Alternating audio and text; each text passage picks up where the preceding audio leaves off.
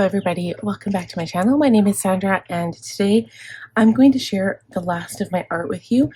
This is going to be the third video in this series, so if you guys want to check it out, I'll link the playlist up above for the first two. But in the meantime, let's get started. I don't actually have a lot left, so this video will probably be shorter than both the other two, but let's start. So I've done a variety of different, I think I've got a few maybe pencil crayon drawings, mostly pencil crayon drawings. I don't think that many drawings of just like plain pencil. I think I have a couple of acrylic as well. So of the acrylic, this is the first one. I used an acrylic pad for this. This paper is amazing for it. I can't remember where I picked everything up, but the last few books I got, the green ones anyway, were from Michael's. Okay, so this one was one of the fairies from the Disney fairies at Tinkerbell, and I can't remember what her name is, but she's the water fairy? I don't remember. I don't remember which one she is, but I was obsessed, and the painting isn't like, I don't know if I would call it great, but I love the way I did her wings. So they were like this rainbow iridescent, and like it was so hard to get that because I had to use white, and then I also had to show overshadow the when her wings overlapped in the back, and also like the shadow of her hair. So that was very difficult, but I think it turned out amazing. And then she also had this light glow around her, so I had to do this glow all around, so that was hard too. Now this picture here, so this is when I painted in grade 10. I remember being so proud of this picture because every student in my class, grade 10 class, had to do, it was basically from a calendar. So the teacher had different calendar pictures available and everybody could choose one. And it was pretty much came down to me and this one other girl. We were top in our class, and her picture was perfect, but my picture got the highest mark. I got 94%. I don't think the mark is on the back. No, I got 94% for this. And my teacher was very, very strict. That particular art teacher anyway, he was very particular. I was just so proud of this. So anyway, I just wanted to share that. Okay, before we get into this one, this has the majority of the pictures. I'll do everything else first.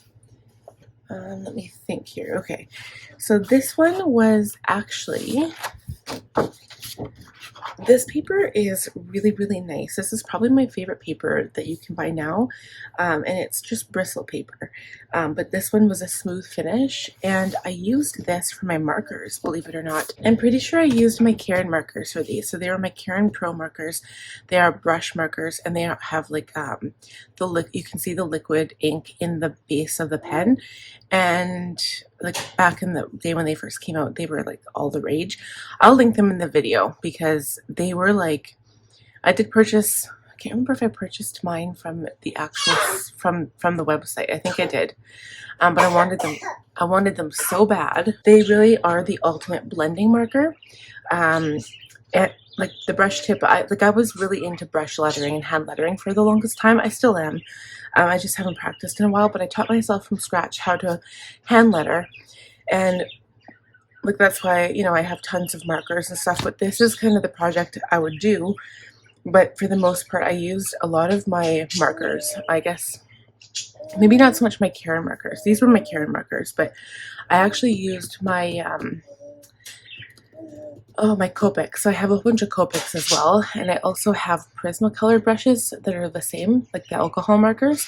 And the next ones I want to get of alcohol markers are the Tombows, but I use those for coloring books. And you have to get the nice coloring books that actually have really thick paper or black on the back so that it doesn't bleed through. And then you have to put a special sheet behind that so it doesn't wreck your next page. But anyway, I love Copics and Prismacolor and Tombows for that, the alcohol markers. So good. They're I kind of want to get into blending with markers because it kind of gives it, instead of a pencil color drawing, which you can see sometimes the strokes, or if you press really hard, you can see it turns shiny.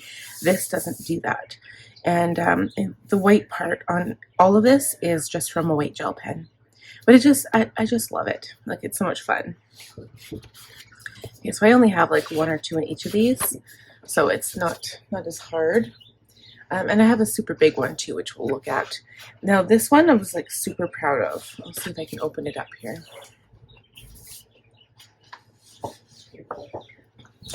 This was like one of my favorite pictures ever. Again, it was like, it wasn't, this one I completely made up out of my head. But it was inspired by that same artist that I did all of those other pictures, like with the color drawings. And I do have a whole bunch more of them, actually. So this was a mermaid. If you guys have ever heard of Boris Vallejo and Julie Bell, this mermaid was inspired by them, because they do a lot of, if you look them up, you'll see what I mean, but they have a lot of fantasy stuff, but they're really focused on the human body. And like, they both were like, they work out, so they're like really focused on like the human body, and they draw a lot of like fantasy characters like nymphs and you know, centaurs and stuff like that. But anyway, so I just wanted to share this. Like, this is like one of my favorites. The only thing I regret is that I could see my pencil marks underneath the color, and I don't know why I didn't erase them first, so I don't know what happened there. But and then the water, I actually had to add paint. So I have this one paint called oh goodness, I'm not gonna remember the name of that either. It's like this specific little pot of like white acrylic paint, and for the life of me I can't remember the name of it, but I'll see if I can link that down below as well. But it's perfect if you have to add white to any paintings or drawings or pictures or anything. So of course this is a pencil drawing, but I added white paint, and it just kind of gives it a different like effect, and it looks, you know, like the bottom of a waterfall. That's kind of how I wanted it to look. So, and I wanted the water to look like lagoonish, but like green and blue instead of just like dark blue. But at the same time, I feel like I should have given it more contrast somehow. So I'm going to go back and change this one, but I really do. I like it. It's really pretty. So, okay. So this one I had to bring you to the kitchen because it is huge. This is on paper right here. So it's 18 by 24 inch, and it's 80-pound paper. And this is probably the biggest picture I've ever drawn. So again, inspired by the same artist. This is, yeah, definitely the biggest one I've ever drawn. And you can see how the border, I didn't actually draw a border, I just left it blank, but I love that. And all you do is you add tape or washi tape or something around the outside edge, and that's how you achieve that look. So I love this because it kind of looks like there's like this, like on the bottom of his wing right here, it kind of looks like there's a glow. I just love that, and it's simply because of the colors I used. And the same thing with the leaves on the right hand side with the light color of turquoise or aqua there. Kind of looks like the sun is kind of glowing in there. I'm pretty proud of this one too. And again, I used white paint for his little feather there on his head and for the white inside the flowers. But really proud of that one too. Love that. And it kind of makes me want to draw all over again. Okay, so we're going to go back to my very last book now. So this is like the newest one I have. Again, this is 11 by 14. It just says 100 sheets, but it's more of a sketchbook. So this is where I did all of these original, well, they're not originals. It's the same artist I was inspired by before. So he did, I pretty much took the picture and just like drew it because I was so obsessed with all of his work. So again, these ones were just for my own pleasure of drawing. I loved using pencil crayons so much. So this one was done February 14th, 2003. So still 20 years ago. Oh my God. I can't believe it's been that long. Okay, then there was this one. Again, this was 2003, February 6th.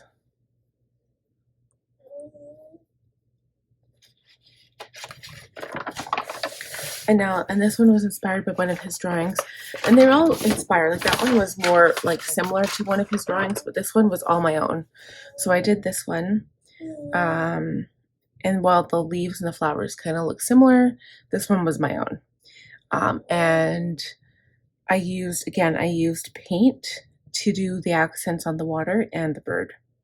Not the majority of the bird though. I used just white pencil, but like, you know, the feathers on the back of the neck and stuff, that was paint.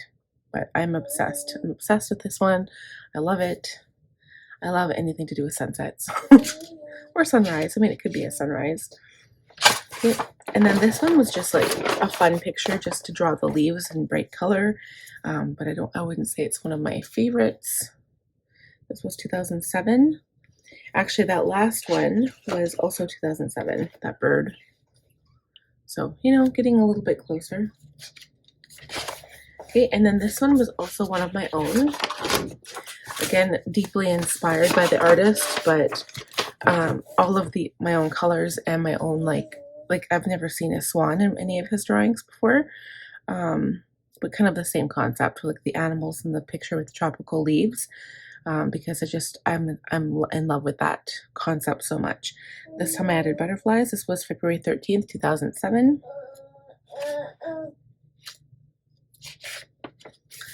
And then I was attempting to draw, so this is one more pencil drawing here, attempting to draw this picture of me. I think it was my third, fourth, or fifth birthday. But this was me, and I had pigtails in my hair. And obviously I never finished my drawing.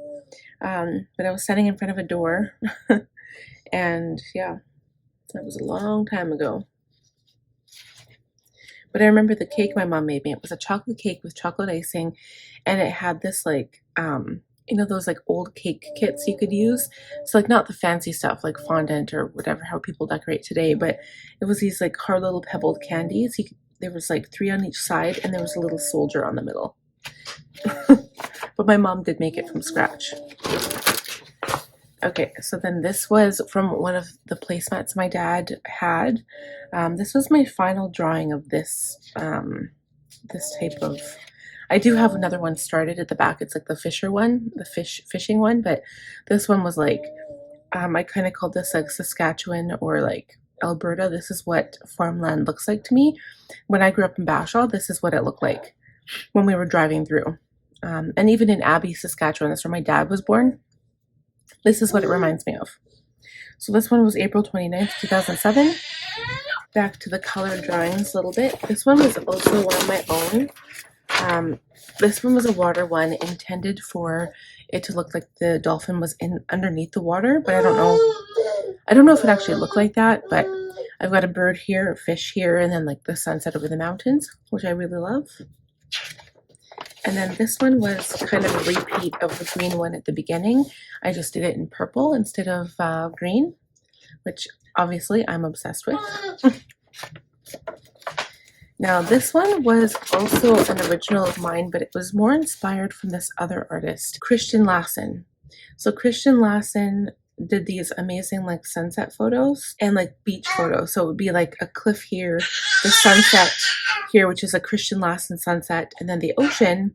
But I did the ocean myself. All of the leaves I added, which are kind of like the style of David Oots. And then that's the artist that with all of like the leaf drawings. And then the unicorn is something I added in for myself because I am in love with unicorns and Pegasus. This was also one of my originals. So I know the mermaid looks mean, and I don't know why. I think it was just because she had black eyebrows, and I didn't mean to draw her like that, but I should have been a bit more precise. If I went in there with acrylic, I think I could fix up the lips and the eyes and the eyebrows. But anyway, I guess she was angry at being intruded upon because she's covering up herself. So anyway, so I thought that was cute. Okay, this is not the last one. So this is the last one, I think. This is another placemat drawing. And I did it rougher because that's how the picture in the placemat looked. It was a bit rougher. It wasn't smooth and nice or anything. So anyway, that's how it looked. But I love this. Like, this is my dad's favorite, with anything with the mountains in there. And there was a moose in the drawing. He loved that. Okay, and these are all the ones that have like that protection spray on them. So it's like this matte spray that like protects your pencil drawings. And then this was the one where I started and I never finished, but I might finish it. We'll see. But yeah, that's, I believe that's it from me. I don't think there's any more in here. So that's it. So I hope you guys were inspired. I hope you guys enjoyed my art drawings. I know they did progress as as I got older. I feel like I got better and better, which anyone would do if you just practiced. But yeah, thank you guys so much for supporting me and checking out my work. And I always appreciate positive comments and feedback. And want to leave questions or comments, feel free to leave them down below. But other than that, that is it for the video. So thank you guys so much for watching. If you enjoyed it, please give the video a thumbs up. If you're new, please subscribe, click on the bell button, and I will see you in my next video. Bye guys.